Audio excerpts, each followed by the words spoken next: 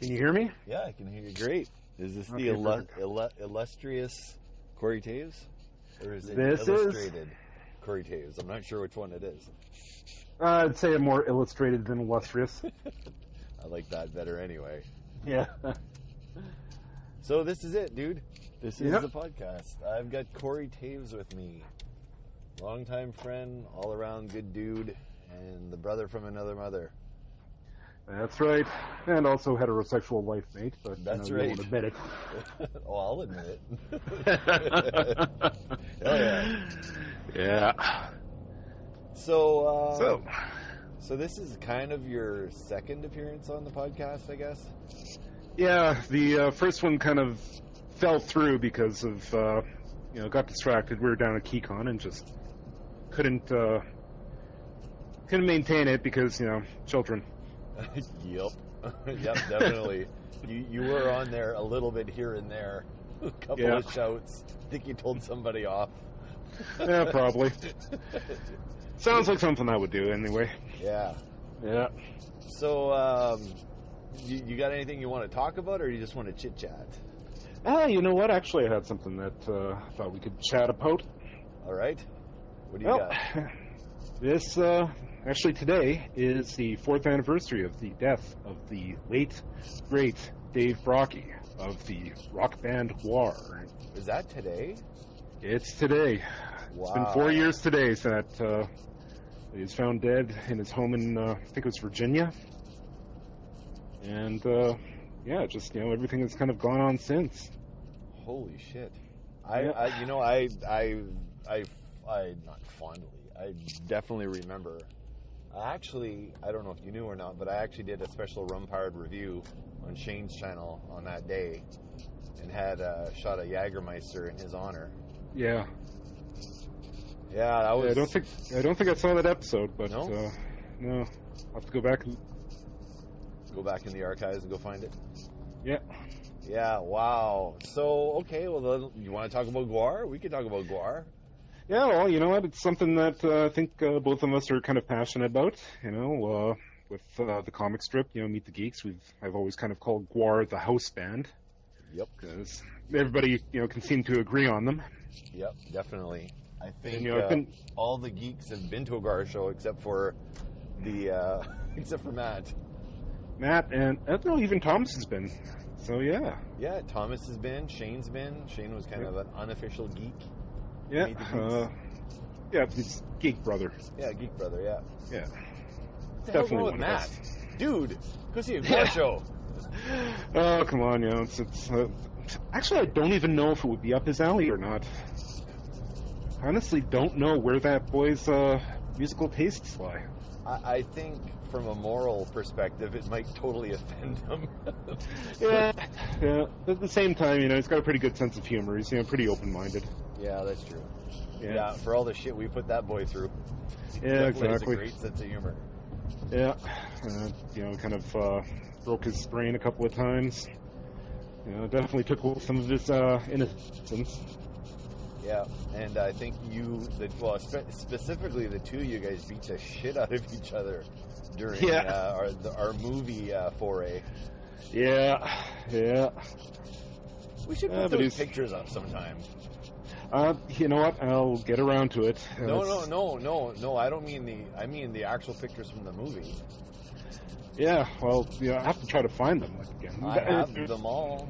Yeah, and I know they're on my computer somewhere. Just, a matter of digging them out and actually doing like a retrospective or something on them.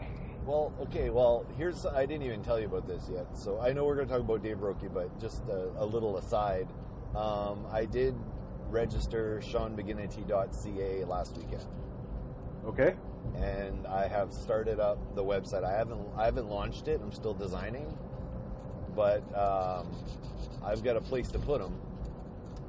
Okay. That's what we want to do. I was thinking of having, it's going to have sub-pages, and maybe one of the sub-pages are stuff that I've done before, just to kind of keep a record of it online of, oh, wait, Sean did that, or whatever. So I was going to have Evil Within page, that movie we were on. Yeah. So I can do it there pretty easily. Yeah. We definitely collaborate on that. Yeah. get together some of the stuff that we've got. Yeah. I mean, it was a good project, and friendships were forged. That's where we forged our friendship. So yeah, so let's. Okay, we're going off the rails already. I was gonna say we talk about how we met, but maybe we'll save that for another episode. Let's talk about Dave Brockie. Okay, let's talk about Dave Brockie and Gwar. Okay, so how were you introduced to Dave? Well, actually, I guess it would have been back in high school. Scumdogs of the Universe had just come out. I remember at the time that Gwar was actually supposed to be playing a show down at the University of Manitoba, but... oh, really? Ooh. Yeah, but I think they got blocked from entering Canada. I'm guessing it's probably something drug-related. So, that show never came through. There wasn't enough drugs in Canada, so they canceled the show. Maybe.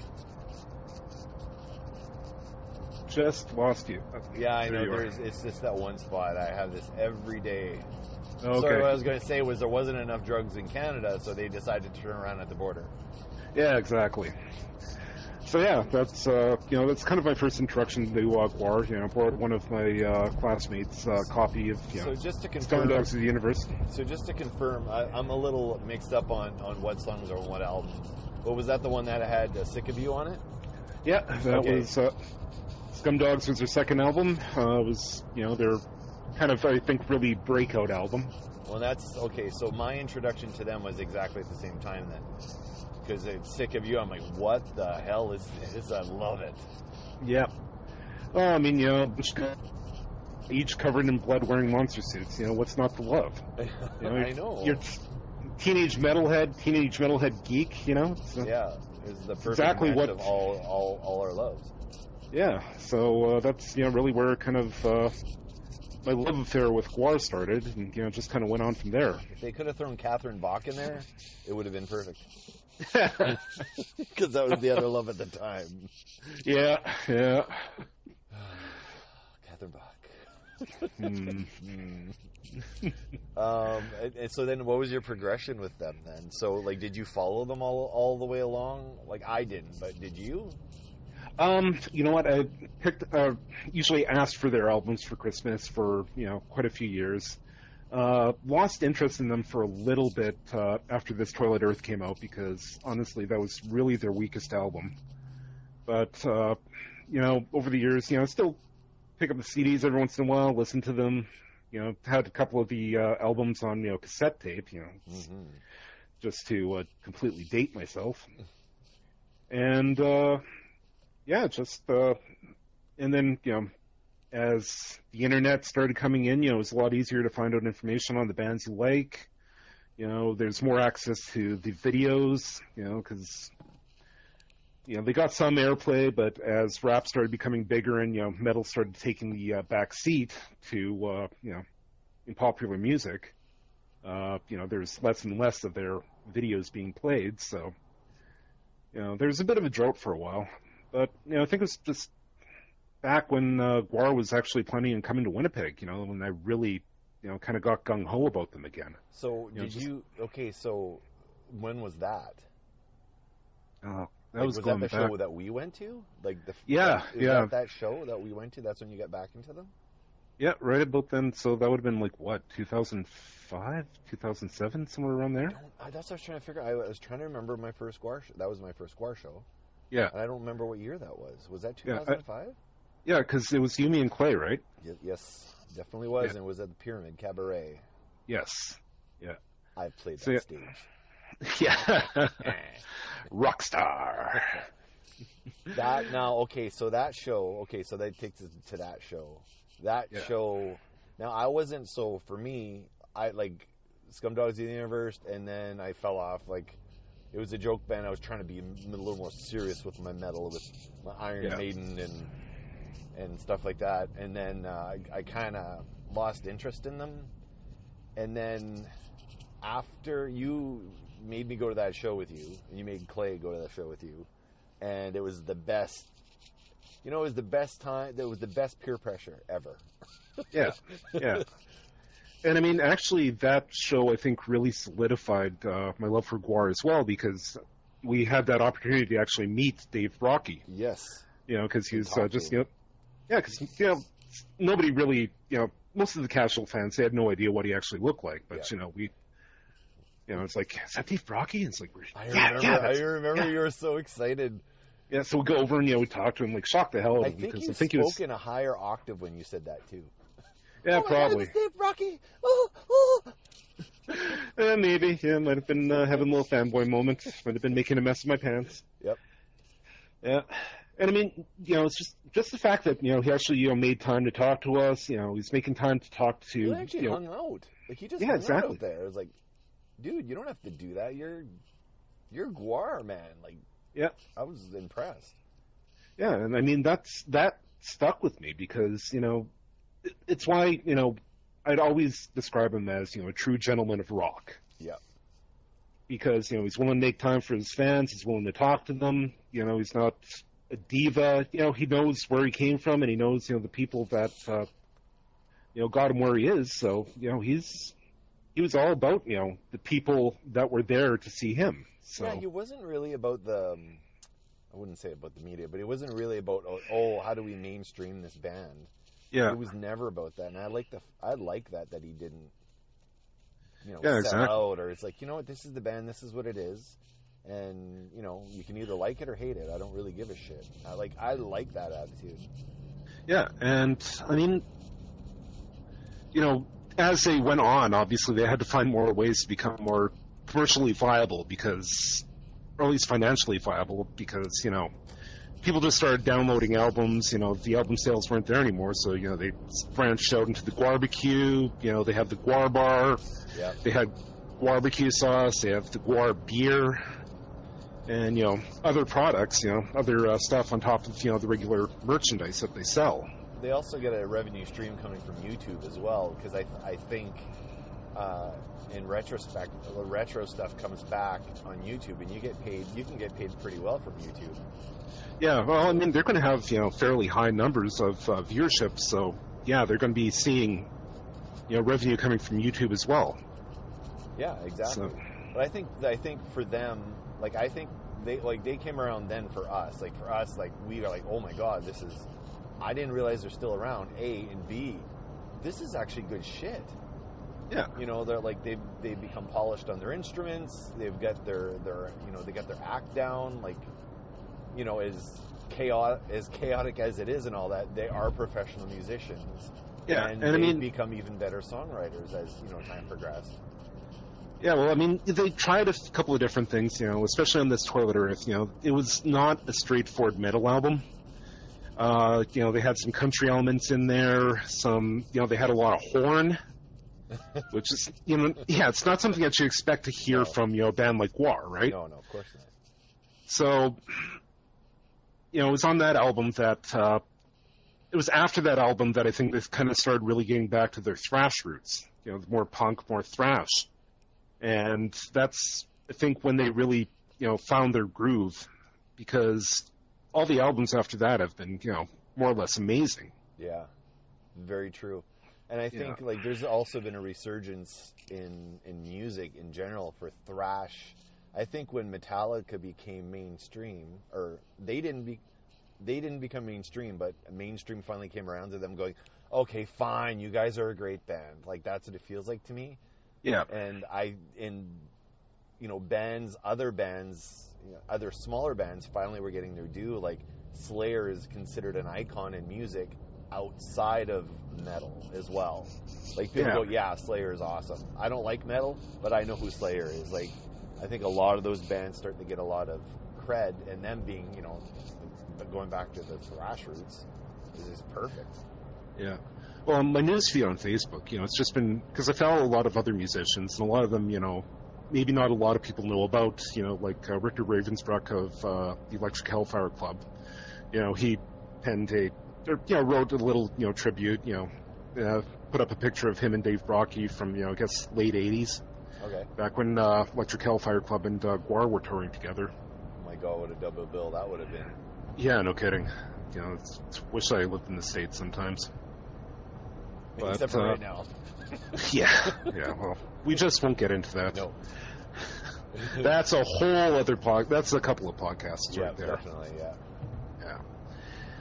So, yeah, and then, so I definitely took, Dave's death, somewhat personally because, like I said, I met the guy like twice. It's for very brief periods each time, maybe 10 minutes or less, but each time he had been cordial, he had been gentlemanly, even though he was thrown out of his gourd. Yep. Both times. I didn't know that person's pupils could get that wide. Nope. I remember that. And, when I read about his death, I was hoping that, it's just a joke, one of those... Well, it could be, death hoaxes. Yep. But, I mean, why would they target somebody like Dave Brockie, right? He's not really mainstream cultural icon. True. But, it was definitely, a little bit apprehensive there for a while about what it would mean for the future of, Gwar, so... But interestingly enough, they've continued on, and to be honest, it's really fucking good. Like I saw them after he died. Yeah. That was you. That was you, me, and Thomas. Yeah. You, me, and Thomas. Okay, that was that show. And I don't want to speak ill of the dead or anything, but it was almost like they were tighter. But they had a mission. Like, we have to honor the legacy. We have to. It wasn't done for a payday. That much was apparent.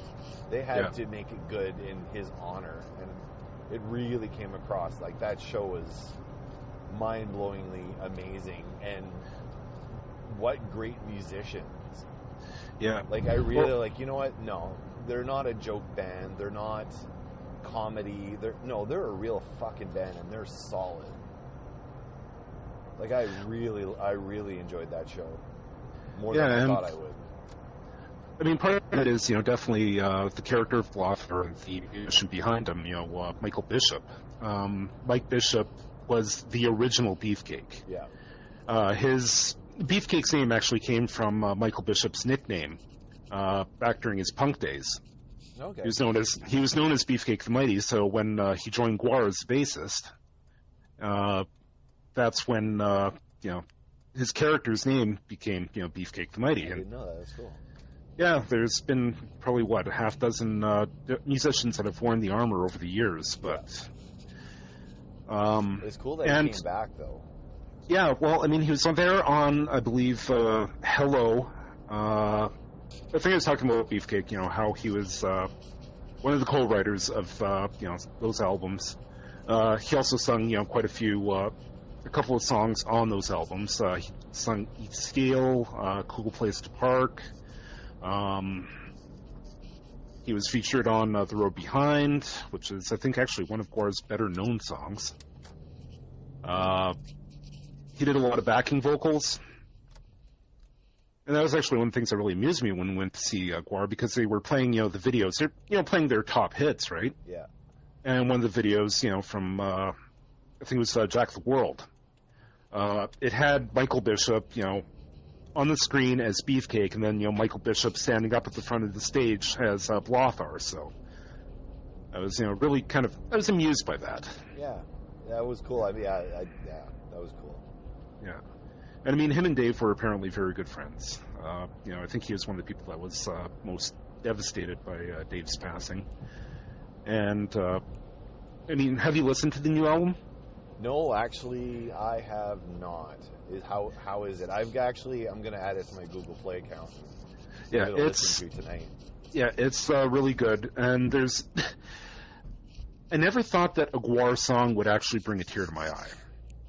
Wow. There's one song called Phantom Limb, which is basically Michael Bishop's tribute to Dave Brockie, or Blothar's tribute to, Odorous. Odorous, yeah. Yeah. So it's...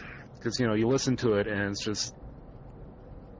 it's clear, how much emotion is in there. So. Okay, I'm going to listen to it tonight. That's for sure. Wow. So, now I'm sad. Yeah. Dave, why did you leave us?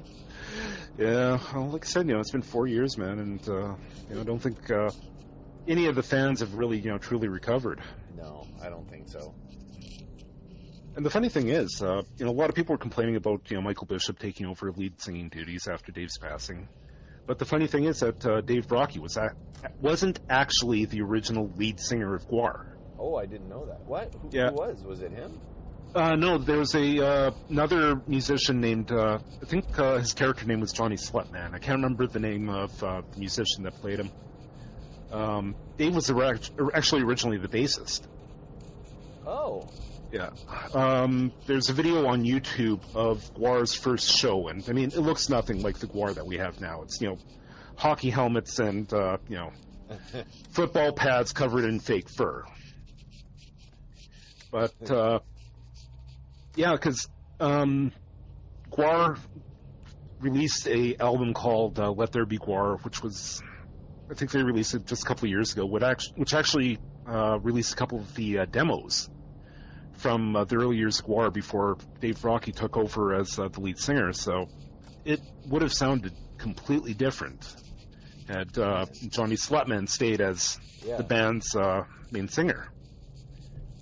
And they even have a couple of the early demos with Dave Brockie singing, and it was pretty obvious that he hadn't found Odoris's voice yet, because it wasn't nearly as polished as it ultimately was on Hello. Yeah. Oh man, I don't want to stop talking about this, but I've arrived at my destination. Oh man. Yeah. Well, I think we've managed to kind of cover a pretty good, pretty broad spectrum there. Yeah, it was good. I think we've got enough topics for next time too. Oh no, yeah, we're gonna be. This could actually become a regular thing. Yeah, every Friday, man. Yeah. All right. Okay, well, I'm going to let you go. And, sounds good. Yeah. And I'm seeing you tomorrow, I think. Yes, you are. Love you, brother. All right. Love you too. Okay. Take care. To you later. Bye. Bye-bye.